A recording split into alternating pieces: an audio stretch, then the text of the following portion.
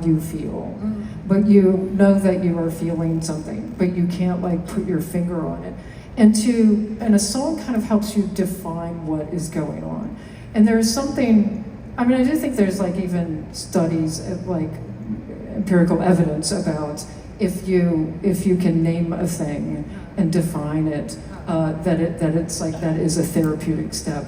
And so there is something about like, you know, music is is this undefinable, but like when you hear something, it gives you a feeling, and then words also give you a feeling. To be able to say like, that's it. That is the weird, complicated way that I'm feeling. Maybe, you know, maybe there's kind of a jocular part, but also like anxious and depressed on top of, like whatever the combination is.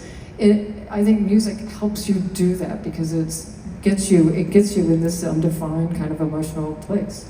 So there is that like naming that is kind of therapeutic, but also just like the very act. I don't know, like I have a friend who often gets very depressed and very despairing about the world, and she's very quick to take offense, and there's a lot of angst around our conversations.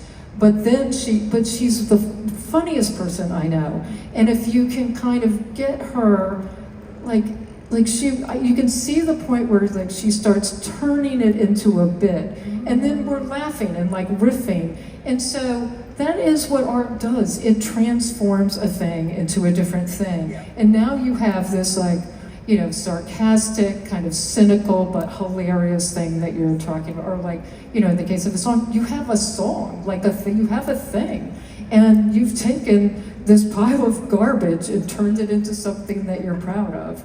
So, you know, there's something that is therapeutic in that, I guess. Like, it's transformative. I'm so glad you said that.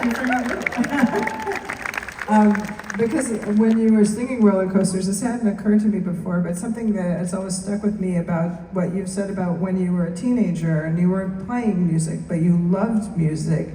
And you developed this intense emotional relationship with music, which I assume was like pop music, probably the Beatles or pop music, whatever.